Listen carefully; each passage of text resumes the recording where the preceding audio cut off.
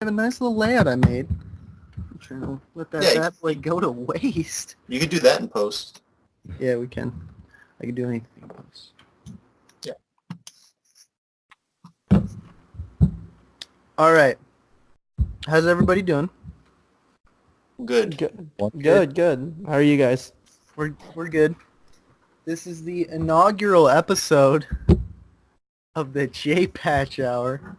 Yo, let's go. Great name. Featuring That's one I haven't Jesse, even questioned JD. since it came out. What's up? Jesse, JD Gardner, Is that what it says? No, that's your Lil middle name, dude. Wasabi. What do you mean? Is that what it says? Yo, what's Oh. good, everyone? Well, I know you guys don't know me too well, so you're probably reading my Twitter bio. Yeah, it says. Get an idea of who I am. Who is Poonslayer 7? He's dead. Who's that? That Oh, man's shit. dead. I'm really sorry. It's all I right. always do this. But he's here tonight anyways. He's with us in spirit for sure. hmm The legend. May you rest in peace. Thanks So, for having us, though, guys. You're Appreciate absolutely welcome. Yeah. Yeah. It's an Yeah. honor and a privilege and a gift. Yeah, this is super Yeah, exciting. We couldn't think of anyone more perfect for a first episode. Something that some people that we know can strike conversations and engage. Yeah. Oh, we try. We do our best. Yeah, where should we start? Where should we begin? What episode are you guys on with Wannabes? We just released 14, right, Will? 14? Yeah, 14. Probably our best one yet, Oh, honestly. Yeah. shit. We First one. finally decided to post it on Reddit. We thought it was good enough that we hopefully don't get flamed. Yeah, That's the we first got, one the you Reddit did, people. Reddit? we got Posted? 32 upvotes. Yeah, first one. We wanted to give it time and make sure it was good because you only get so much exposure before people get sick of you Yeah. and the algorithm stops letting you post. Yeah. Mhm. How do I get to that on Reddit? I'll give you an upvote. For Oh. certainly. It's Oh, on jeez. r/SSBM, right? Wannabes. Mhm. Yeah. SSB. Oh, you posted it there. Okay. Yeah. Has Reddit helped your exposure?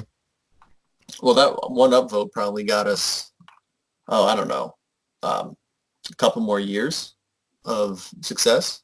So I appreciate it. Oh my gosh. Yeah, but I Look at think this. I've had some Going around few like- people like reach out to me telling me like they didn't know I was doing this like from like my college like Smash Club back in Hamilton, so that was cool. Yeah, because you guys don't really put it anywhere, right? You don't advertise it that Not much. too much. Yeah, we try to like Like that. save it for every once in a while so we don't blow up the NYC SSBM like All Facebook the group. group. Yeah, so we have like the YouTube channel which gets updates, and then I run the Twitter account for like all the updates and stuff like that. But we're still trying to build that as well. You got your own Twitter account now for this? Oh, we've had our own Twitter. God. Damn. Yep. Jake, Still trying to just build it, think, though. maybe one day we can get there. Yep. How long have you guys been doing it? Like a year? No. No, 4 No. months. It's been 4 a months. Yeah, couple months. like Yeah. 4 months. And it's only for Ultimate related things.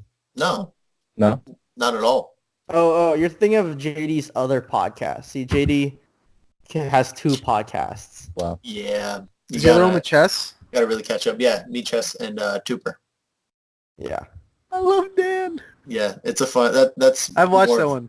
You guys didn't know who I was in chat, which is a problem I face a lot, actually. Yeah, it was like My Twitch. it was like Okay. Smash Hottie or something. Yeah. Some ridiculous name. No, Yeah, it's and then- not. It was WSG_Smash. Oh, okay. You just brought Freudian slip is what that was. Because you're Well- thinking Patches, he's like gorgeous. So Oh my his God. name must have something to do with that. Yeah, Which nobody here is gonna fault you for, by the way. Like, don't feel embarrassed or anything. I'm I not. can I'm just out flustered. post if you want. I'm just flustered. Definitely red in the cheeks. Yeah. But me and Will, we talk more about our own experience rather than a lot of the other stuff out there. Like, I'm curious the approach you guys are going to take because I know you guys have your own like story. You guys have been playing for a long time too. You have your own perspective, and I'm happy you guys are starting this up because I just over a couple months with Will, I'm realizing how much it's benefiting me just to have someone to talk to regularly. That's in a similar position. Like one of the main things we talked about early was that there aren't a lot of people that like even understand what we're going through. And not that it's like this huge trial or anything super complicated, but you know, the content, it's so contextual, like the ups and the downs. You could go to someone and say you got ninth at a tournament and they just go out of how many, and you're like, that's not, Shut up. it doesn't matter how many. Like, Yeah, exactly. if you got first, like I've been more excited for getting 40 wins or $40 for first place than I have like 100.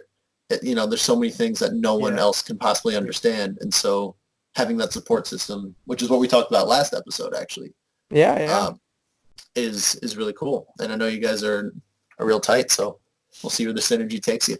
I don't give a fuck about the money if I get second place. I don't feel good about getting second place ever. Like never.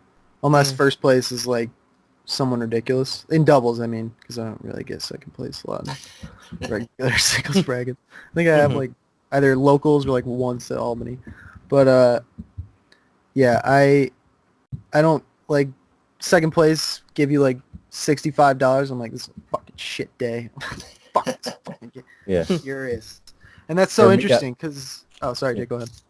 For me, I separate the objective placing to how well I think I perform that day. Because you know how sometimes you win or you go like, you know, you make it to grands, but you honestly don't think you're playing that well.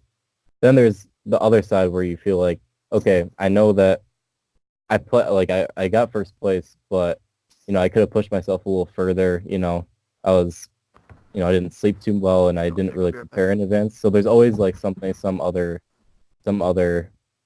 outlet you can take on like how you think you should improve, not based on, you know, who you beat and who you lost to. Right. Well, not playing well and still winning the tournament is a very uniquely you problem. I don't know a lot of players that don't play well and still win tournaments other than fucking Well, Jmook. I'm not saying win the tournament. I'm saying like place well enough to be like to No, I feel know. satisfied. No, I hear you. It's true. It's just poking fun because, you know, that's our thing is like we're all in different positions. Being so close to New York City, I know Will has had the issue of like being such a good player for so long, but being surrounded with like these insane players all the time. That's a lot of pressure. Just like straight up not winning tournaments when he could like so many other regions he'd be like number 2 or number 1, like just ridiculous.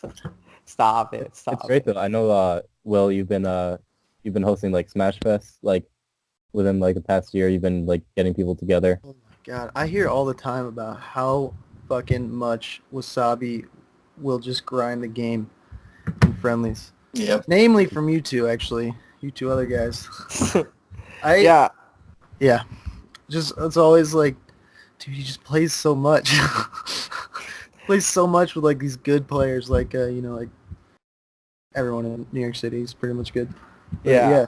I think it's partially coming from upstate. Like, I wasn't near, like, what's funny is we're all from upstate, right? Yeah. And I wasn't near any of you guys. I was like 3-4 hours away from you guys. So like I've barely played you guys during my time in upstate. So like when I moved to New York, I was like, this has got to change. So I just started hosting like so many fests, and like I'd have like, you know, like 6-8 people over at a time. Like it's like definitely a little more toned down now. So I have like less people, but it's still like same intensity. Like I think one time it was just JD and I had like a rotation. It was like JD, me, Panos doing like best of 3 rotations that guy's good. on and off. Like best of 3 rotations are.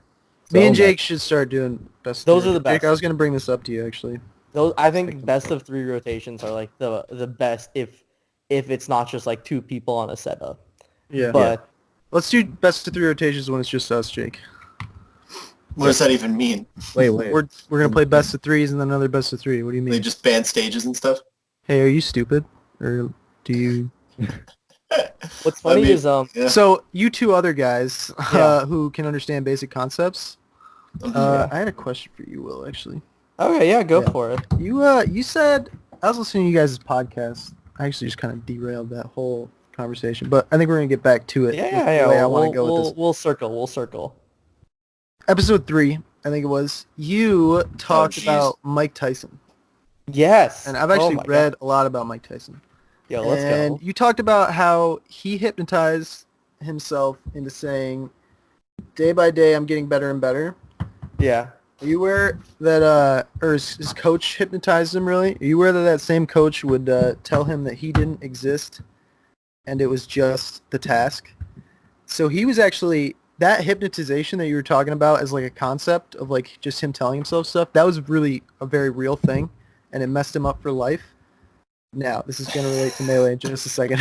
Okay. I'm not blaming you for your inaccurate, because it was accurate. Yeah, I'm trying to But, Yeah. segue. All right. So the question is like, if you get hypnotized, not hypnotized, but if somebody tells you something like that, if you go through that same kind of thing, because as Melee players, me at least, I actually don't know if it's the same for everyone. I'm always trying to find like a thread to grab onto to pull myself to like a spot where I'm better at the game. Mm-hmm. So like anything I hear, whether it's, a great example is like, oh, I'll read the inner game of tennis and that'll give me a little bit of an edge on everybody else. And you can get deep into those little threads, right? So you can like, I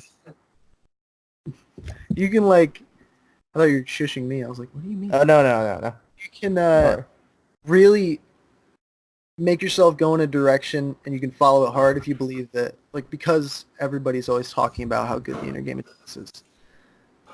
You can make yourself believe that you have to have that to be good, or it's just going to be way harder for you to get better because everybody else has already done that. Do you think that when players are playing for like 5 years, I don't know, some crazy amount of time, I don't want to bring up any names, and they don't really get better, do you think that they are following those threads like too hard? And You they're mean, following like, the wrong ones? like the stuff that why you don't you people get hear. better when they're playing for years and years? Do you think it's because they're putting blinders on themselves that one thing is important, but it's the wrong thing? Or do you think that some people are just built to not play the game as well as other people? That's what for both of you, by the way. It could be the first one. It could be the prior. Because, yeah, it's always important to kind of follow things through and make sure you're actually setting yourself onto a task completely rather than getting distracted by new projects. I mean, it applies to art. It applies to all these different things where if you're not following something through or executing something through to the end, like let's say a new tech, if you learn how to do, or you're trying to learn how to do like shine turnaround, wave dash to ledge, you do it for an hour one day, it's not tournament ready. But then you're like, oh, I learned that. Now I could do this other tech. And you learn all these different techs, then you're not going to have any of those applied. Same goes for mentality. If you start meditating for a week and then you go, okay, now I meditate. Now I'm going to start running. Now I'm going to start doing this. You just try to keep applying things. Then that's totally possible. But I think it all depends on the person. Some people just take where Melee is and prioritize it far below other things, or they spend so much time on their top priorities that even if they think like Melee is my fourth or fifth priority, it's still not getting the time. And just like trees in a forest, it doesn't get enough sunlight. And all of a sudden, everything else gets way more attention and Melee skill doesn't catch up. So there's a lot of different reasons. But dividing time and dividing attention is kind of a through line that goes through all the different possibilities. My That makes question sense. all the time, like the biggest thing I think about is why doesn't everyone get good as fast as Jake got? So I think there's like I wonder that so much. Yeah. I put so much mental The energy into like, notion- why doesn't everybody do this? Yeah, the notion of like improvement, I think, is very interesting. And I think there are like a lot of factors that like sort of go into it. Like if you think about like Mike Tyson and like without getting into like I didn't actually know that. So like the Mike Tyson hypnotizing thing, I didn't know. That was super interesting. I mean, I knew he was hypnotized. I didn't know the bad effects of Yeah, it. he was really like Yeah, that guy was that's- shady. The stuff he was doing, and it really messed him up. I watched an interview he did or a Really, podcast. definitely send that to me because I'm definitely interested. Oh, it's Joe Rogan, Mike Tyson. All right, It word. definitely sounds like Yeah. some sort of ego death where you have to Yeah. put all personality, all brands aside and say, look, I'm here because I want to fight and I want to do it well. And Mhm. so it's such a weird concept because I think someone like Mike Tyson or any like competitive person can teach themselves that or like put those ideas in their head. They don't need a coach. They just need to discipline themselves with thoughts that are designed to perform at your best, but not take yourself too seriously. Mhm. Not Right. put Yeah, and I think in like terms of like improvement and like like yeah, like how did Jake get so nasty, I think, like it's I think it's different for everyone, and that's sort of why like the inner game of tennis and like the art of learning and all those books might not necessarily help. And I think they also talk about like very broad concepts that make a lot of sense, which is why I think the books are successful. I think like the lessons they teach are good, but learning to like take a general concept and like apply it to yourself and what it really means to be like, for example, inner game of tennis talks about like self one and self two, like, but do you really understand how that like sort of applies to like like personally on like an actual basis? And I think when you look at players that sort of get stuck in these like walls that they don't necessarily improve or they suddenly stop improving and they plateau, I think there are like a lot of different reasons for that. And I think partially I think it's that like JD and I were talking about this in our last podcast where Which I'll have to listen to. yeah.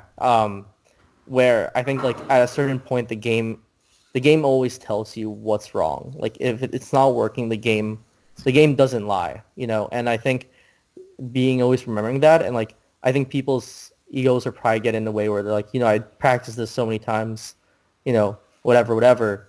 But if you're still like messing it up, like the game's telling you you're not practicing it enough. You need to practice more of it, I think being the ability to be objective is something that I've really learned in the last like A lot of year or good points, so. Phil. And so being objective, like saying like what's good and what's bad and what can be improved on without having as much like emotional, not boundaries, but like connection. emotional hold on it to it. Yeah. Is really important. And being able to look at something and say like, like similar, just to tie it back to what Jake said about like tournament play, like it's about like how you view yourself, like did you play well? It doesn't matter about the wins or what the praise that you get or the criticism that you get. It's like you can tell, you have the eye to say, did you play well? Did you not play well? Did you hit what you want to hit? Did you avoid the stuff that you were trying to avoid? And I think it's really finding that early on. And, some people just catch on to that like a lot quicker than others. Like for me, it took me a really long time to really start understanding that and like start doing analysis and stuff like that. And I think for other players, like they sort of find the road to that. But I don't think the road is impossible for anyone. Like it's sort of like a maze, and some people, get the maze on the first try, and others, hit dead ends, and then from there they choose to either stop or keep going. Yeah. And one more, I have one question and then I want to follow up, but Jake, since this conversation is based off confusion of how you got good so quickly, have you read Inner Game of Tennis and books of the sort? Yes, I have. Okay. So whenever I think of fast improvements, there are three really clear, obvious, oh my God, Max, you are chugging. There are three very clear people that come to mind. And they all came from upstate. You guys probably know who they are. That's Jake, Yep. you're one, Yep. IBDW, Toussaint. Yeah. And all three of these players started at similar times, had meteoric rises, and have very similar mentalities with some differences here and there. There are the the personality traits that are different between you guys. Vastly. There's They're not the similar people, any of them.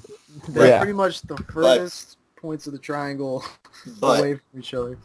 Their mentality and attitude towards the game, and it's funny talking about Jake while he's like literally right here, but it is. There are really obvious similarities, and the big thing is, I think there's two things.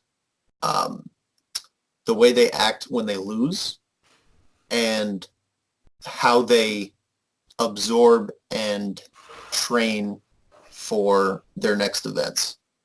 And it is with a fervor that I haven't seen in really any other players that I've encountered.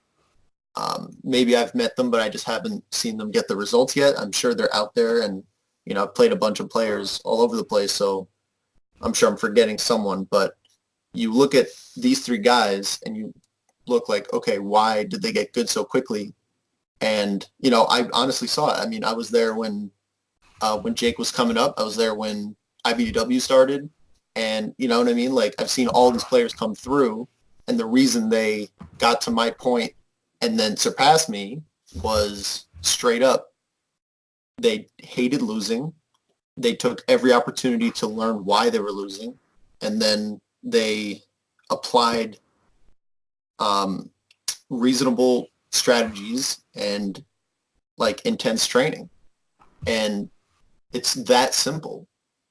And if you're not going to have that sort of attitude, then you're not going to get good as quickly, and that's fine. You could there's so many different ways to enjoy the game where you don't need to just like get to that point so quickly, but that's the difference.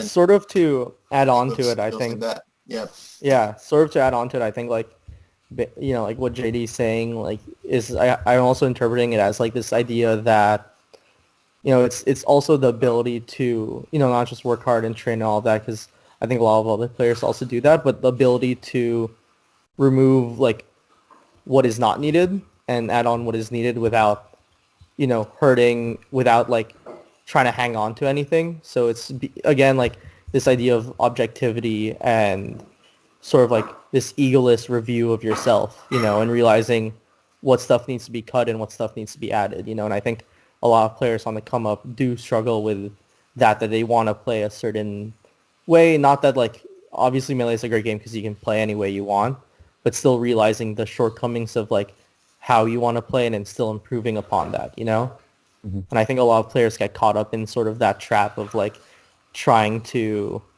holding on to things, and getting like emotional about it. Yeah. And then this topic also reminds me of a person that I know that went to my high school. He's an amazing piano player. He's a pianist. Oh, he's talking about me. Okay, yeah. Go on. Well, I mean, you tell him. I'm a little better than amazing, but go on. No, go ahead. Amazing pianist. I grew up with him, in school, and this guy is absolutely. And he goes to Berkeley now, Berkeley School of Music, and he I talked with him one time because I'm just saying, like, look, like you get so much recognition, so much praise for how talented you are, and he says, yes, but I take it with a grain of salt because when they see me, they don't see a person who has practiced for 15 years and worked so hard their whole life to get to this point. They say, look at this musical prodigy. Look at this person with this innate ability to just be better than someone else. Mm-hmm. They kind of like slap, it's a slap in the face to all the hard work that's going in. And they just say, oh, this guy's talented. I can't get to that level. He's blessed with some ability that a lot of people can't have. And I think a lot of Melee players get praised for that in a way. I think you. Yeah. A lot. I agree. Yeah. I think I'm guilty of it. It's I'm often told that like people like they watch me and they say, dude, like why are you so good? Why they just ask like as Oh, if you hate that. this is some like they're trying to like dig into my brain and find out these like little things that other people don't have, but that's really frustrating because I think that anyone can get to a certain level. It's just that we all learn different things at different times, you know. Mm-hmm. And then they put themselves in that box of not being able to do that when they put you in the box of being able to do that. You know what I mean? It's so easy for you that they're like, well, it's just easy for them. So I can't do it because I wasn't born that way. When it wasn't easy for you. Jake, you've never told me that story. That's awesome, man. Yeah, no, I definitely just doesn't do any service to the person who's viewing. Oh, not even a little bit. No. None. Yeah, It's because no one sees the amount of work that you do, like outside of the tournament play and outside of that, like, and I think that's something that a lot of people don't recognize is like, and which is why like, JD and I started like our podcast, like a little bit, right? Like SSB Wannabes. It's just like no one really crazy. documents that's all JD, so you can thank him for that. But That's great. Concept master. no one really documents, like, unlike other stuff, no one documents the grind. No one ever really documents the come up and like all the work that sort of is put in week out to like get that one win, get that one rank, whatever it is, right? And I think that is really unsung, and like a lot of people view players, and like I think a lot of people view Smash players in two ways. And like one's like some people view it like look at the people and say like, oh, like, they're geniuses, they see the game differently, than the rest of us. And then other people look at like other players and are like, oh, they're so hardworking, they're like, like I can't keep up with that sort of like work ethic and stuff like that. And like either way, like what's interesting is they're just two sides of the same coin. Like being able to work hard is a skill, and then also like knowing just having certain intuition is also a thing. But I think people idolize those two archetypes way too much in the Smash community, for sure. There's also it's not black and white. Yeah. There's the whole argument of like it really goes towards SoCal players more than anything, but you're like, oh, SoCal's such a good region. Like, of course you're going to get good in SoCal. Like, you go there and Lucky touches you on the forehead, and then you turn into Vegeta with Majin Buu on your head, and you just destroy everyone. But like that, and just to go on a slight tangent, just to get this off my chest because it pisses me off. Whenever there's a player that gets a win, they're like, oh, like let's say they get a win on a Peach player, they're like, oh, Ryobeat's in his region. Of course he has Peach practice. Yeah, he's got that Ryobeat practice. I hate that so much because that's not how it works. You don't just get practice with every person in your region. Like you could live in the same region and not get any whatever. That pisses me off. But to stay on point, people will come up with excuses for players all the time, or find a way to make them feel better about, like, I've been playing longer than them, but they're beating me now. It's because of this. It's because they have more time than me. It's because I have to do this. And it's really just, like, the vocal people who don't have, like, they don't want to be critical of themselves and be like, okay, what am I doing that's not the same level? And to go back to the three players that, had that come up, upstate, like it's not easy to find people to play against. Like it's probably one of the most sparse regions it's a out desert. there. It's a desert. Yeah, but that wasn't an excuse. Like Jake, Toussaint, IBDW found the practice, not an excuse. I think Toussaint gets it the worst with like the whole he's a natural type thing. But the amount of tournaments he went to over the summers... I didn't know he had been playing that long, actually. I thought he'd been playing for a lot longer. No, they all started around the same time. That's incredible. I had no idea. Yeah, like late 2014 or something. Yeah, probably around that. But the amount of tournaments he went to, fests, going to, like, just hitting people up and playing, it goes into that skill. He didn't just show up and whatever. It was a process. And so when someone goes, that person's a natural, that person is a freak. I don't know how he's so good. You're right. It like Jake hit it on the head. It takes away so much of what that person earned, and it's really unfair. And honestly, that's kind of a dividing line for how much I can respect someone's opinion in Melee is, are you still thinking that this is just like you have it or you don't? Yeah. Because that's not how this works at all. Oh my god, I hate people like that because I it's just can't- like it's so much like there's so much more that goes into it, and it's like it's their self-doubt that's sort of weighing them down. That's sort of like I remember I was in a car ride to SmashCon and this whole debate about like talent versus skill came up. I got so tilted because it's like no one's born a gamer. There's no, if you look in like it, there's no evolutionary like sense of like why you're better at games than not, you know?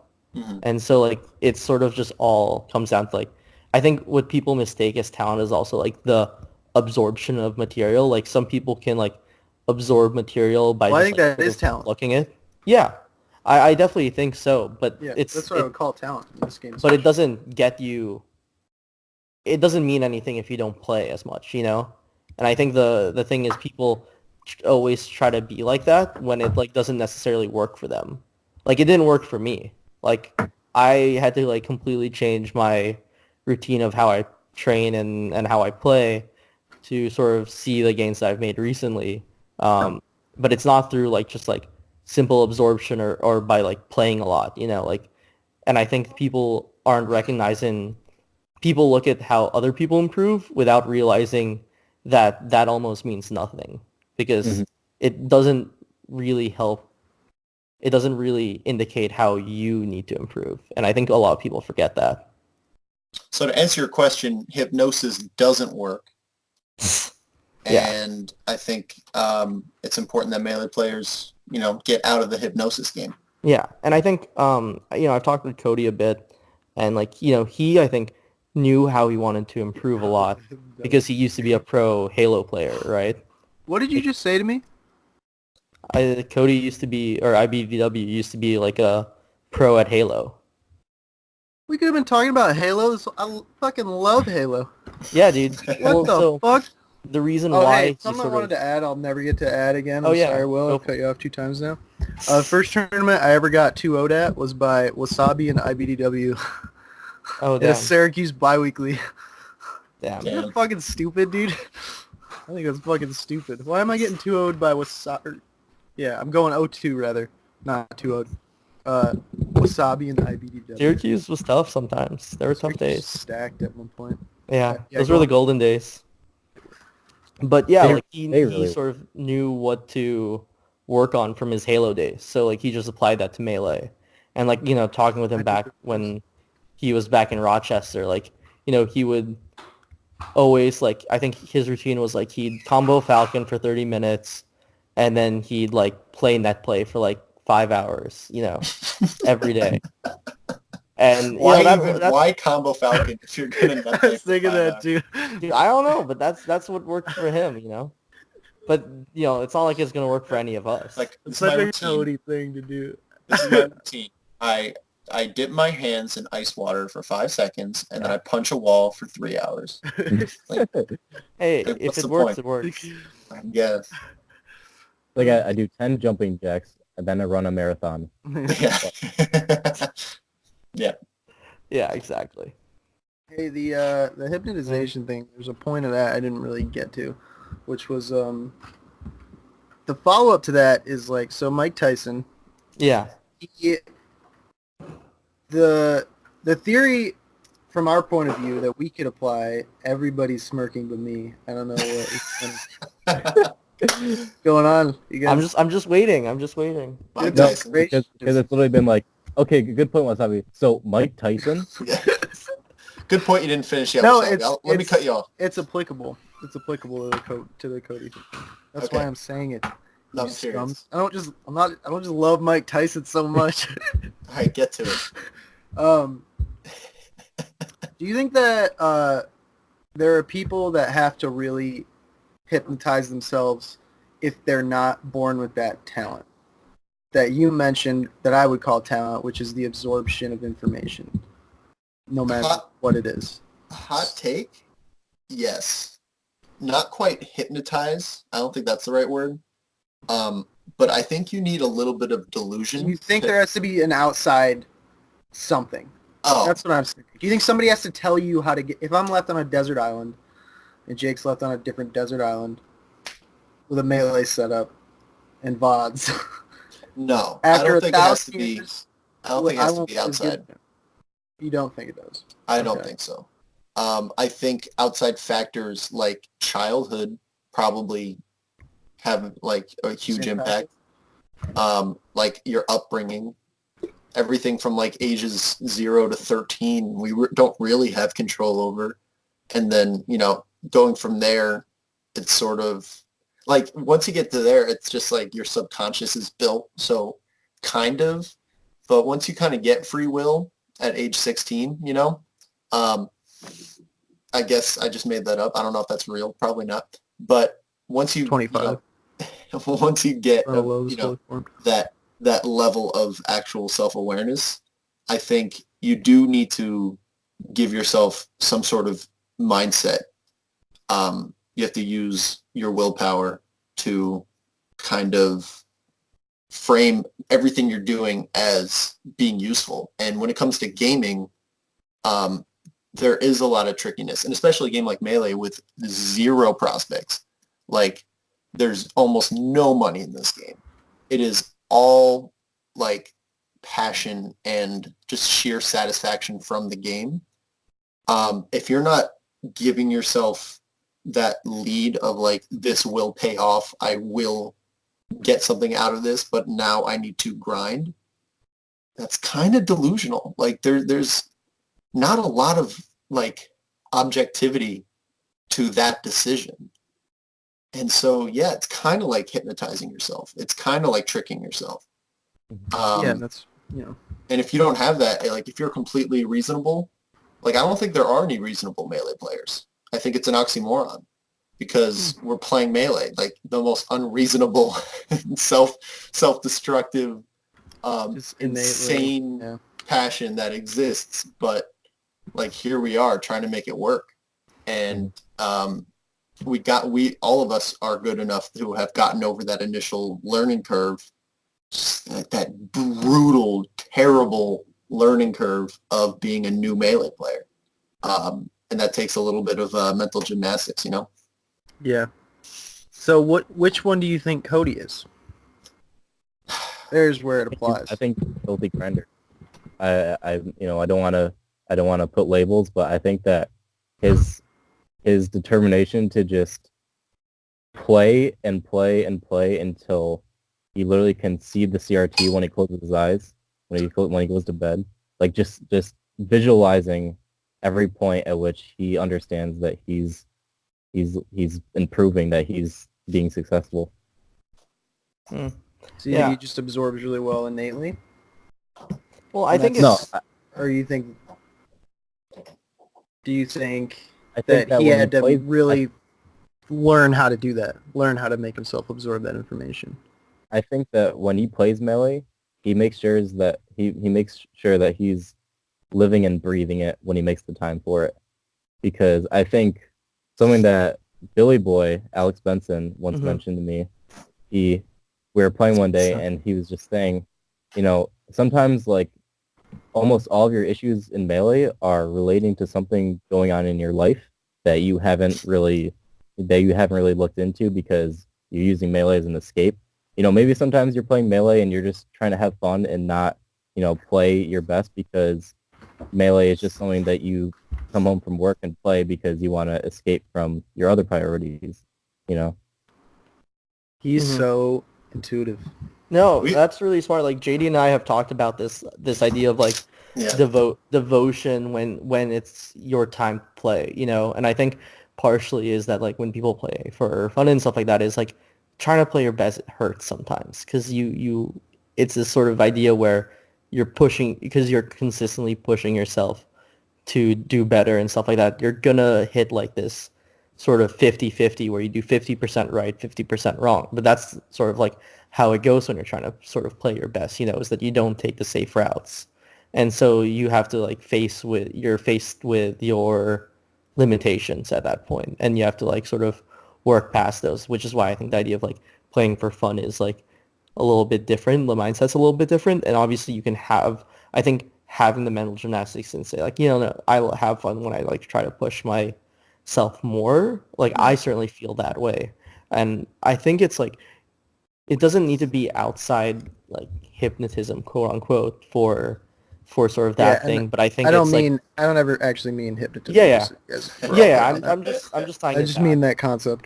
Yeah, but I'm just tying it back, and I think it's like sort of this idea where inside, like you sort of know that you can solve it, and it's okay. Like you can be self-aware and say like, I might not be able to solve it now, but like I'll come back with an answer. Like a lot of times, like I'll do that too. And I think that's also really important. And I think when we talk about this idea of like talent, and like one example is that sort of like absorption where you just see it on the screen and then you kind of understand it.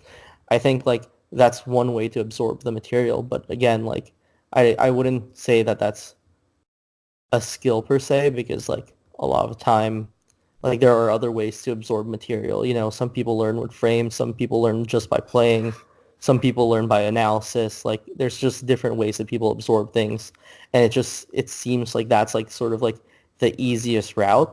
And I think that's why people view it as like, oh, it's like this God-given like sort of like blessing that you get to like give yourself the edge. But I think that like going the other routes, taking the longer ones to like really understand the game has its perks too, to be able to really say like, like this happened because of this. And you look at players like Drug Fox or, other like great analytical players, and they offer something else that maybe someone as intuitive as like Santi or Mango or someone like doesn't know, that like Ginger and KJH and, Drug Fox sort of has, because they took the longer route. And you wouldn't say that their absorption is the same as say like Santi or Mango or anyone like that, but they're equally as strong and equally as great players. Mango may be like the exception to the rule, but after that, like there has been really no other examples of it. Yeah. Even Leffen, if you look at Leffen, it's not just this absorption. Like, yes, he has like a knack for figuring out like how to play and how he wants to play and stuff like that, but it still is like, and this was really interesting when Ultimate came out, and I'm not a big Ultimate player, you can ask JD that, but seeing how he breaks down all the characters and like how he thinks from, ground zero really shows like how much work he puts into really understanding a character and their tool set and all of that. And I think that sort of didn't go noticed when he was improving with Fox and stuff like that. People just saw Leffen, the God Slayer, the demigod or whatever, right?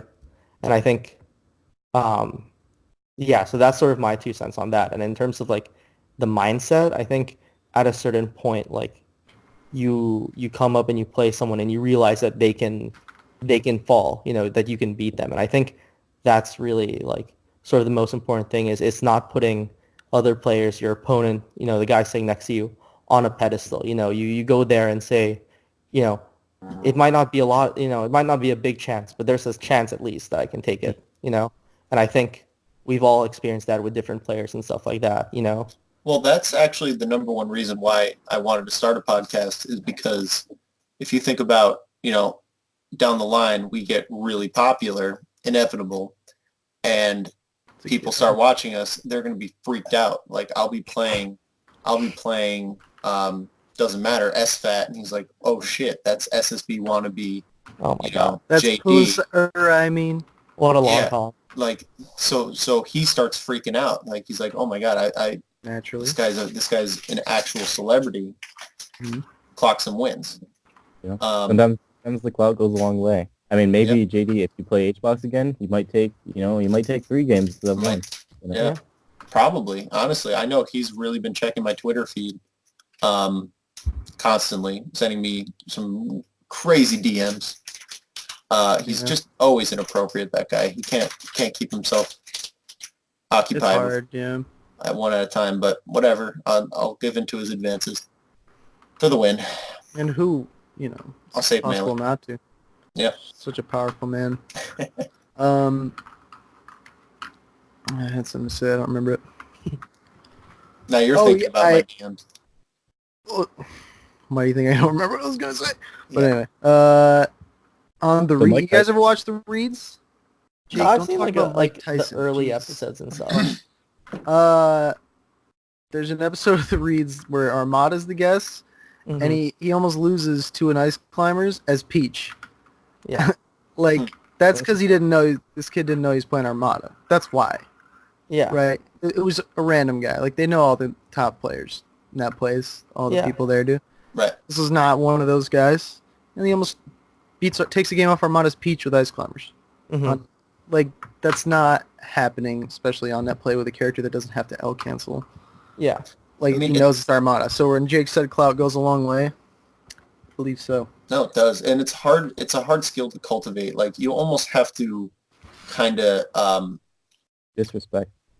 you have to pull them down, and sometimes people are on a pedestal because they kind of earned it, like they fought for that, and that's where they belong, and so yeah, they should be respected. But the only way to beat them is to straight up like not dehumanize, but good playerize them in your own mind. Think of their flaws, and that actually leads to you finding ways to beat them. Like you find a flaw. Oh, he does this on ledge. That's terrible. Mango always does the unsafe double lasers. Like, and that's it. You just find it. And I'm not one to talk. I'm not particularly good at this. I'm actually trying to find out the best way to apply this myself because, you know, once I kind of get stuck in the thought loop of like, I'll never beat him. I'm playing bad. Oh, see, I knew I was playing bad. And then you're The done. whole I could win this thing. Right. They talk about. Then it's, well, yeah. I mean, at that point, it's game over. You lost. And that's an interesting skill because you can't do that in front of a CRT at home. Yeah. I definitely remember, funny enough, Drug Fox, because I do lessons with Drug Fox. Shout out to Sammy, where I was analyzing like some friendlies with me and Cody. And like within like the first like 2 minutes, he was like, all right, look, you got he did two really shitty nairs in like the first 30 seconds.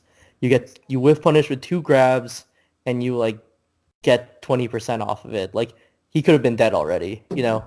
And it's just like, yeah, that's so true. You know, like even, you know, Cody, who like now has beaten SFAT several times, top 8 a few things and stuff like that. He does shitty nairs. He does shitty nairs at times. And I think it's being able to like see that, you know, knowing that every player has flaws that can be exploited. I think it's important. Even I make mistakes sometimes. Wait, you like do? when I'm playing the game. Breaking sometimes. news. They're rare. Yeah. You're never gonna see them, but sometimes I do, and you can exploit those if you're good enough. Mm-hmm. How are those? How long have you been doing lessons with Drug Fox? A few months now, like maybe like 6 or so. Okay. How often do you do them? I do it like we do like normally 2 lessons a month, and normally it's like with my own VODs and stuff like that. They've been super helpful. Like I've been learning a lot about Everyone says that. Yeah. I've been learning a lot about the game and like really seeing like where my flaws are, and you know, it sort of like really helped like jumpstarts sort of seeing how I need to see the game, and it just sort of it started because I was like after I think there was this Long Island regional where I like money mashed a bunch of top players like Triff over Milkman, Cody's, you know, everyone, right? And I think I just left that tournament being like, shit, like they're playing a different game than me. And it like never became more apparent. And sort of that's where it is, you know. And I think one of the benefits about being a little older, right, like everyone talks about like the young players in Melee is that I have a job and some income. So one of my advantages was I was like, you know what, like maybe I should try to get some Dark Fox lessons and really like try to make the most of like my advantages. You know, if I don't have the time, then I have to be sort of smart with the way I train, you know, and sort of that was like one of my solutions to that issue. Yeah, everybody has said given nothing but shining reviews of Dark Fox lessons. And you knew they couldn't really be bad. Like it would take a lot for somebody to be like, nah, I didn't get shit from it. That was sucked. But like everybody's like, dude, they changed the way I think about the game completely. It really does, and it's like lessons would be like you analyze maybe 3 stocks at most sometimes. Like when you first start, like maybe you only get time to talk about like 3 stocks, and that's about it. Like that's how in depth it is, which is crazy. That is crazy. I love listening to George Fox's analysis and watching it for like 20 minutes and looking at the stock count at the end checking the stock count and see that they still have 4 stocks. But yeah, he's still like talking for like 20 minutes about, like one of the first 5 seconds of interaction. Yeah, exactly. Like I love that. I would, Yeah. like I really would love to do that sort of analysis someday. Yeah. Yeah, definitely. And I think it's like really shows it's like not glossing, and sort of tying it back around of like a lot of players who do work and stuff like that. It's like it really shows like the idea of like not glossing over like the stuff that needs to be worked on. Like if it takes like 30 minutes to explain like one stock exchange, like 30 seconds of the game, then like it takes 30 minutes, But like it's about sort of not glossing over and really like making sure you understand the material and you understand what's going on and you have a game plan for what to do afterwards. I think a lot of people gloss over that fact when they do like analysis. Mm-hmm. You ever watch Ginger's analysis? Oh, sorry. Dude. Oh. Go ahead. Go ahead. Have you guys read Lod's Guide to Improvement by any chance? Yeah, I have. No? JD, you should definitely check it out. Yeah, JD is super. It's a long Google Doc. It's amazing. He references an Overwatch guide towards the end, like a guide to improvement and mentality. And this was the analogy. He says that the game of Melee is essentially every player starts out with a board of red lights, and every time an interaction happens and you understand why you won or lost, and you can like verbalize how the interaction happened, one of those lights turns green. And the player who can turn all those lights green the fastest will improve the fastest. So it really helped open my eyes just picturing that every single time you hit someone or every single time someone hits you, there's something to learn. Yeah. There's something to learn whether you try to do something different for the sake of, being different, or it just so like it really helps like slow down the game and just say like, look, I can learn based off of every hit. I can learn something off of every hit. I love that analogy because it kind of ties back to what we were talking about earlier, which is picking stuff to improve and kind of being like picking so many different things, where if you have that board, and I'm actually going to, I hope I think about this in the long term because I think it's a really good way to visualize it. You can't turn them green by taking your hand and just rolling it down the side and touching all of them as quickly as possible. Like that's not how it works. You have to pinpoint it. You have to study it. You have to really zone in and then gingerly touch it or whatever it needs. Like you need to figure out exactly what that is, and then it'll happen. Honestly, it'll probably happen when you don't even realize. Like a lot of times you'll practice something, practice, and then you're like, shit, I can't get this. And then like 2 days later, you find yourself implementing it in tournament, and you're just like, holy shit, like I didn't even realize. So a lot of the work happens over time, and it has to be like a patient process. And so I think a lot of players rather, will kind of be like, okay, I practice this, like, yeah, I get it. I have to nair when, I'm trying to get grabbed or whatever. And then that's it. Like they think they've solved it before they really have. And instead of the light turning green, they take like a sticker and put it on. They're like, see, it's green now. But underneath it's still red, and they're still getting punished for it, and they're just lying to themselves. So you know what sorry, dude. Yeah, no, that's just, there's a lot of ways to fuck that up.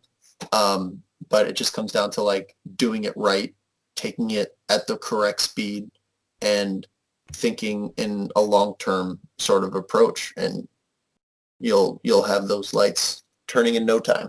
Yeah, and I think a mistake also is that like people like will realize like, oh man, like I really shouldn't do this, but then they forget about it by the time they next play. Right. I think one thing that I started doing recently that has worked for me personally was like, before coming into like, I know like say like tomorrow, like I know I'm going over to Beerman's. I know I'm gonna play Falco. I know I'm gonna play Falcon there. I'll probably play some Foxados there.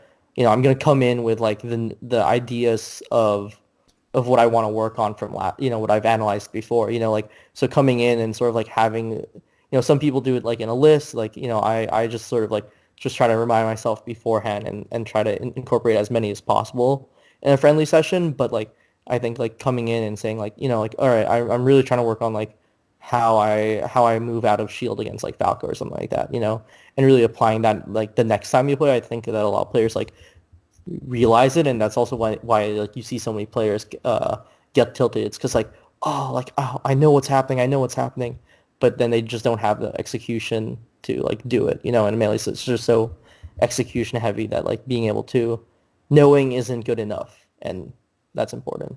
It's My hard to tell favorite your part- hand something sorry, different Jake. when What were you saying, Jake? it's hard to tell your hand something different in a split-second situation when Yeah. Yeah. So it's hard to see yourself coming down onto a peach and they're about to down smash and abandon ship last minute. Like it's all a matter of balancing analysis and intuition. Mhm. Some players So can hard. analyze and dissect neutral in such a microscopic way, Yeah. and some players have reliant intuition, and I think that there needs to be some sort of middle ground, because I don't think one side or the other is better than the other.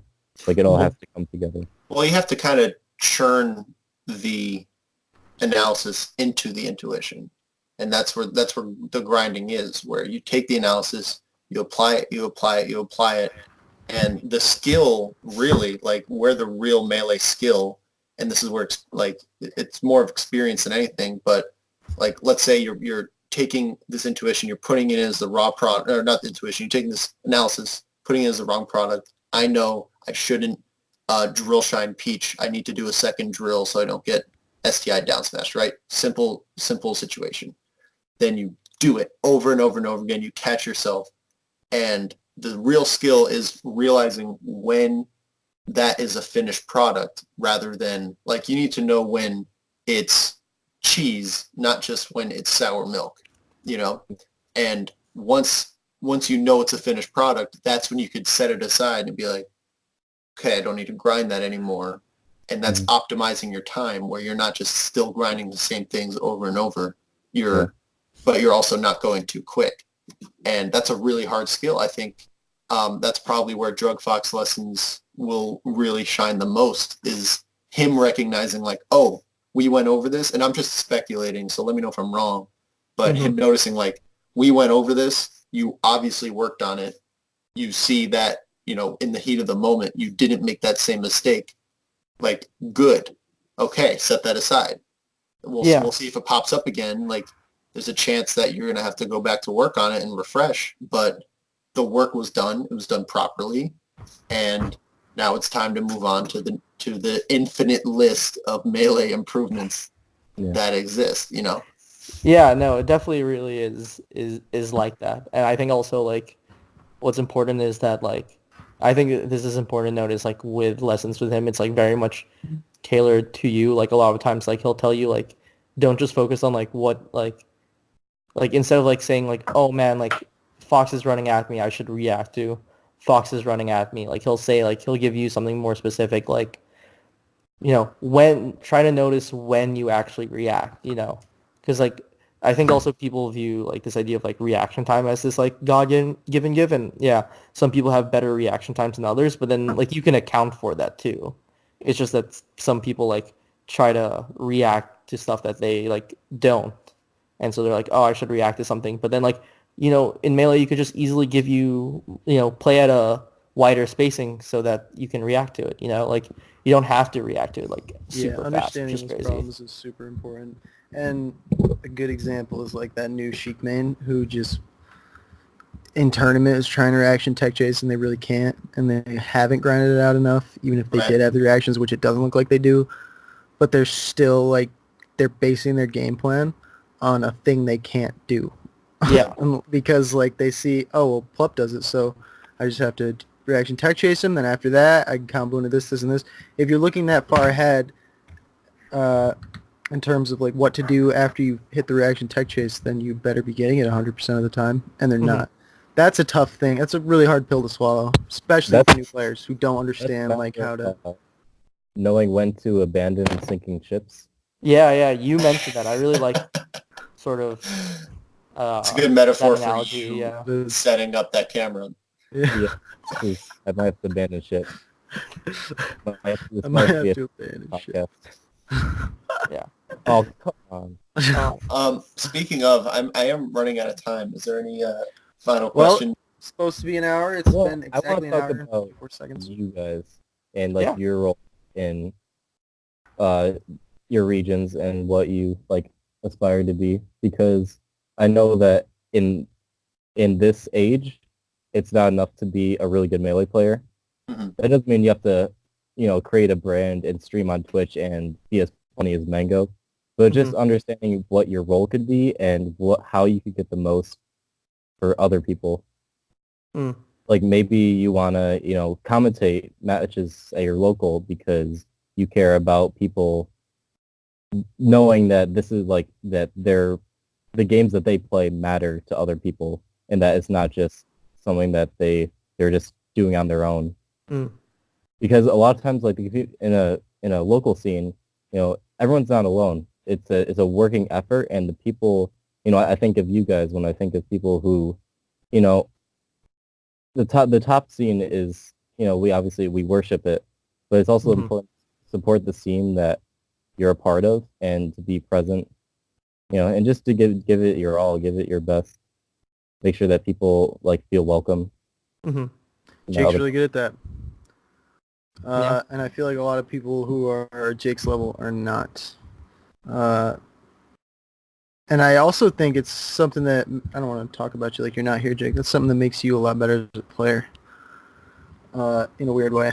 You're very welcoming to new players because you understand that position. Like when we used to go over to, do you remember the first time we went to Mana's house after like a tournament and there's a bunch of people there and we're like, I don't know where to like look right now. What can I do that's acceptable with my hands? And it's what do I do with these things now? It's so helpful when the guy's like, yo man, you want to play a few right now?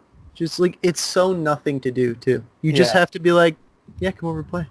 Like, that's it. And then people don't do it. Oh, it drives me nuts. Jake's really good at that. I really like. You invite every new player over. I don't think I'm great at it. Like I think Melee has helped me with communicating myself, because I struggle with expressing my thoughts, expressing how I feel, and that frustrates me. But Melee is kind of my outlet for that. My expression is the way I play. But in person, I wanna abandon these boundaries of like, who do you main? What character do you play? What matchups do you like? And start asking more broader questions like, where are you from? Like, why you got into this game? Or like, what do you think you get out of playing this game? And how does this game make you feel as a person? I'm getting so excited. This is such a cool topic. Yeah, I really want people to feel like they We're all aren't about just like that here at the Jpatch just Hour. like empty vessels who play a video game character. I want them to feel like they are growing just as much as anyone else in the room. Yeah, I feel that. All right, so where to start? I think. So something I said always in our last podcast show was like, I think your first dream when you like see the game and you get into it, I think that's like your true dream, and like you shouldn't like really ditch it, like because that's sort of like what you want. And like, wait, what exactly is your first dream? So like for me, it's just sort of, it is abstract because I know it wasn't any arbitrary number or rank or anything, but it was really to see how far I can like push myself in the game. Okay. And like by playing it, for 4 years now, like I still think I have a long way to go and I still have like a lot more to give. And sort of, in one of our episodes, like one of our early episodes, I came up with this analogy where it's like you're climbing this mountain and for me in particular, it feels like this mountain goes above the clouds, and I don't really know how far I'll go because I can't see above the clouds. But I know I think that it was there's 3. like, yeah, but I know that there's like something after that, and I won't know until like I get past that. So like for me right It's now, a really like cool analogy. thanks. And so for me, Really like like it's that. sort of like just trying to be a competitor and really trying to show like sort of this grind life and really, sort of bring it to light. And I think for me being like 24 now, a bit older than you guys, like being able to also show that like it can like you can manage it with life and it doesn't have to be something that you have to like sacrifice other parts of life for. Like I have a job, I have a girlfriend, and Melee still, and you can talk to, JD will vouch for me, like Melee still like up there in my priorities. Like I was so I mad get when, that sense, yeah. yeah. I don't mean uh, ouch. and it's something I've really fallen in love with Melee, and I don't know how far I'll get, but I definitely think I have the capacity as a player and as a person to like, obviously get ranked eventually, in MYM and like push from there, and I really won't know what my capacity is, but I do think I still have like a long ways to go. And I think this sort of comes from this idea where I have like a big sports background where I was a rower back in high school when I was, Really? You did yeah, crew?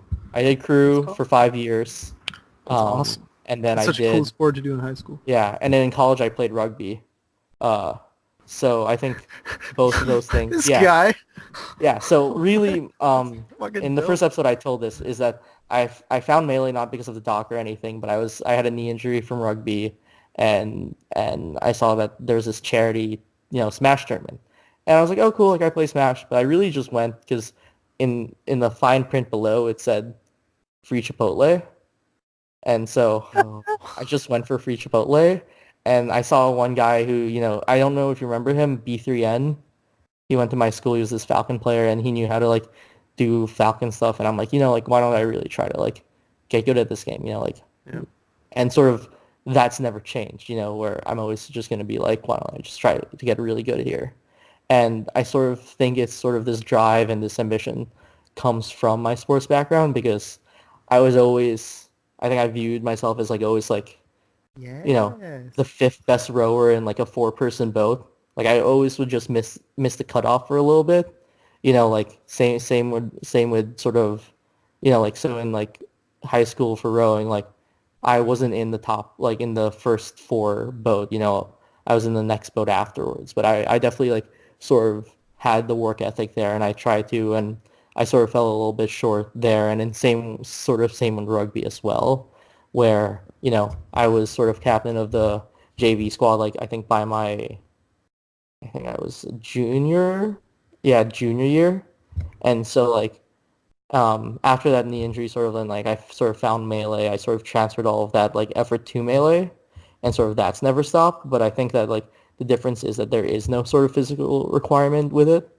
And so like without, because I'm not that tall and I'm not that like sort of big, I'm like 5'9" and stuff and like have just big shoulders. But like aside from that, like, not like You do got I'm good not like shoulders. over 6 foot or anything, and both those sports, like there is like a height thing, even though with rugby there is like quote unquote a position for everything. And I think that sort of laid out my core foundations of like where sort of this like motivation and drive comes from is that I really want to like, I chose Melee as like sort of my out, like my, where my energy would be put into. And like, I've loved it ever since, but like, I sort of want to see how far I can push myself without any of those like physical requirements or anything like that. And that's why I still think like I have a lot of more ways to go with how my play is and how I do in tournament and like work on mentality, work on my, technical skill and my analysis and all of that.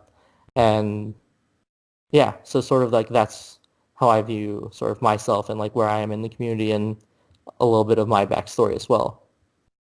Oh my gosh. I wish There we may had like be another hour because I could spend shape a lot of besides- time talking to you about that exact concept because I think about it all the time and we have very different or very similar ideas. But I won't even get into it. Yeah. Um, What were you saying, Jake, by the way?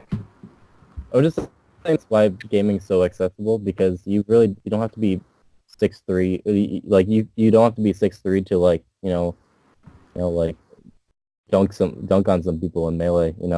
Yeah. You know, it's really Yeah. that's why people game, and that's why you see so many different types of people. Yeah, exactly. Sizes. It's a very progressive way of doing competition. Mm-hmm. Yeah. I just have such similar ideas to you on that. We'd be here all night, but yeah. Should I get into my answer a little bit to that? Yes, please. Okay. So it's kind of interesting because I feel like depending on the day, I could give you such different answers as to like why I'm doing this, like what my goals are. And I think the real juice of it is that I still like it. Like that's the simplicity of it, right? Yeah. And I only like Melee when I'm good at it. So right now my real routine is very like not aggressive. I just put in my time like in the morning. It's just part of my routine. It's something that doesn't feel right when I don't get to it. And it's just kind of this thing where I don't want to get worse. I want to kind of maintain. When I have more time than other days, I'll, put more time in. When I have a tournament, I'll get the grind on there. But what this game is to me right now is this sort of source of confidence, this constant reminder of what I wanted and what I did to get here, and just the amount of possibilities that have come from it. Like some really fun video projects I put together were just based off this game. The road trip I went on with one of my best friends was only possible because of this game. So many things where if I didn't have it, I think I would be like, in general, like a worse person. I think I would have a worse work ethic. I think I would not be as good at learning new skills. I think I would be less sociable. I think I'd be less tolerant of different types of personalities and different types of people. I think I'd be less patient. I think I would be less likely to sleep on the floor. Like there's so many things that Yes. that this game has brought to me, and I think part of me feels like an obligation to not quit, and that obligation is towards all the friends I've made, and it's kind of towards like my past self when I was just starting to realize what was possible. And if I knew how good I got when I was 17 and just watching like, I don't know what it was, I was watching like Apex 2012. Wow. And just being like, this is the craziest shit ever, and wanting to be that good because I played as a kid. Because this game came out when I was 6 years old, like this is my childhood game, and I feel an obligation to never give that up and to take care of my hands and to, allow this to always be one of the priorities, and to make sure that everything else is met outside of that so that I could always have that. So yes, I am putting family and, my love life and my career first. I'm putting my health first. Like if a couple days go by where I'm not going to the gym or I'm not practicing Melee, like I'm making sure the gym is being taken care of first, because then Melee will come. So it's like I found where that priority is, and now it's just a matter of time. And I know that in 2 years, I'm probably still going to be doing the same things. And there's a kind of catharsis that comes out of that. Like, doesn't matter where I'm going to be, doesn't matter how good I am, if I've made top 100 yet, what goals have been made, if I'm on New York City PR, who I'm losing to, like all that, still, like losses still hurt, but I'm happy to have found a route and a project with Will, who I can imagine a better person to have picked this kind of this work with. Except me, yeah. Where, well, I knew you guys would do it together, so I didn't want to interject. Oh, okay. But set these Thought that was the projects only up reason. where it's just a matter of patience and setting a life up where, like, I enjoy my job to an extent. I don't love it. I, of course, love, and, a more fun job, who wouldn't? But Melee fits into that so cleanly and so non-intrusively, and that's where I'm at. So today, I would just say simply my goal is to make top 100 one day. But at one point, I wanted to quit and just be like streamer commentator. At one point, I wanted to quit entirely and just be like, okay, I have to focus on doing stand-up and comedy. That's the only way to make it. Like, I don't know what the right move is, but as long as those VODs. as long as things go smoothly, as long as I'm happy, You're really good at that. a majority of the time, Melee is fitting in to that equation. I think it's one of my strengths. I think it's one of the reasons why in tournaments I generally do pretty well. I don't think I'm improving. Like, I've never improved really quickly, like, ever.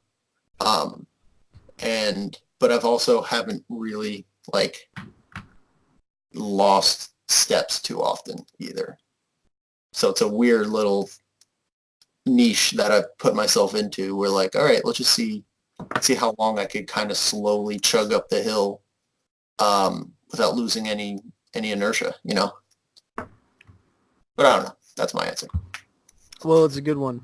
Thanks. I think I would have quit already if I didn't meet Jake, actually. My only goal, I don't think I'm going to make top 100, realistically. My only goal is to be good enough at the game to play with Jake in teams.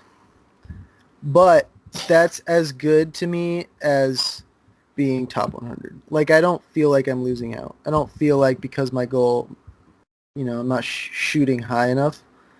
I feel, because I don't care about that. I don't care about, I just don't care about it. It'll never be my goal. But that's if fair. it happens, that would be wonderful. But if Jake gets top 100 and I'm a shitter still, I will feel bad, and that it will really motivate me. So it's like the same, but I just don't get a lot from singles. I never really have very much, and it's even less so now that I don't have much time or anything. One thing... Go ahead. Really interesting because we didn't get into the game and, like, play against each other because we wanted to be better than each other. Mm-hmm. I think that's a very common strategy or, like, mindset for going into playing with your buddy who's at your skill level and saying, I want to win this one game because I want to prove that I can take more out of the game than him. Yeah. Not personal. Yeah, Jake's never been my rival. Even when I was better than him and he started getting better than me, it didn't really feel that way. I mean, obviously competition is fun, like in friendlies, and when it happened it was fun, but, like, it was never something I thought about or, like, cared about at all. I don't know. It's just a weird I feel like we're a little unique in that way as far as practice partners go. Yeah, of course. Yeah, that's pretty much it. But what about you, Jake? Like, I actually don't really know too much about, like, how you view the game and all of that, and, like, what your goals are. My goals are interesting. If I want to answer this, as true to myself as possible, this would be an entire episode because I've just stuttered the whole time. But I guess my goals for Melee is to put proper time into it and not neglect other things in my life. Because I think when I feel really confident in Melee, it's mostly because I'm spending time on it, just analyzing VODs, practicing when, I have a paper to write in 2 hours, It's like I have that habit of just avoiding other things, and I just want to make sure that as I'm involving myself in the game, that I'm not doing it for the wrong reasons. Mm. Because one of my biggest problems is when I get on stream or when I play in tournament, I think that if I don't play out of my mind, then I'm gonna be disappointed because if I'm not being my best in melee, then Mhm. you know, I'm not being my best in anything else right now. So it's like it's just gonna slow me. That's really interesting. Wow. Yeah, That's that's a really cool. cool perspective So on that. melee for me is not specifically about getting better through playing the game. It's through handling the things that I have to do in my life to get to a certain point where I feel comfortable with, playing the game at my own will. Because melee has brought out so many great habits Mhm. since I started playing. Like, I started, when I was losing like matches in tournament, I was, noticed that I didn't get enough sleep or that I felt, I didn't eat enough, didn't drink enough water. So that's when I started like working out. I do Taekwondo, some martial arts. Oh, You that's know, awesome. I do martial arts. I started meditating and, just like writing down thoughts in a journal. So like these all things, they were just a catalyst from melee was just a catalyst for that, Mhm. which is interesting because oftentimes it's an escape for me, but it's also like saved my life in so many ways that I'm grateful for, really. And No, obviously, I feel that. That's yeah. I mean, Yeah. Well, look, I gotta go. Is there any Alright. way we could wrap this up? Well, now we can't really not, can we? No, we need Listen to to. this guy option selecting me. You gotta Or am I close gonna it. be like, nope, we can't? You gotta close it out. All right, we're closing it out. Thank you very much, everyone. We actually didn't cover so much, so we're gonna have you on again, I think. Yeah, covered, no, uh, I'm totally good down. topics, but I think really fleshed them out pretty well. Yeah, I'm really glad we did this. This was a lot of fun for me. Mhm. I can't wait to do it again with you guys and other people. So this is a good first episode here. I got a lot out of it, and now Yeah. I'm excited. Now I'm even more excited Mhm. than I was before this started. So thank you very much, gentlemen. Yeah, no, this was Uh, super fun. It's also funny. This is like the longest I've ever talked to you guys for. Yeah, Yeah. yeah, it is. Yeah, This was for like 15 minutes. I know, I know. Yeah, I don't- We should talk more. This is super fun, and Let's, obviously uh, it's an honor. And Thanks I for had having the us. so group much chat- to fucking in the group say. chat, let's create topics for the next episode and just like, bring out a list of ideas so we can go into it and not just freestyle. Yeah, I'm totally down for that. Yeah. I tried to do that. Hey, that's your guys' job. We're the guests. Yeah, I got Yeah. stuck on Mike Tyson. For a little bit. But, I'm down to bounce stuff with you guys. Yeah. Yeah, me and you need to talk about how different athletics are from melee and all the different things that go along with that. Yeah, for sure. And Totally yeah, that's pretty much it. Now I'm just fiending So- melee, to be honest. Yeah, every time I talk about it. I wish I had that play.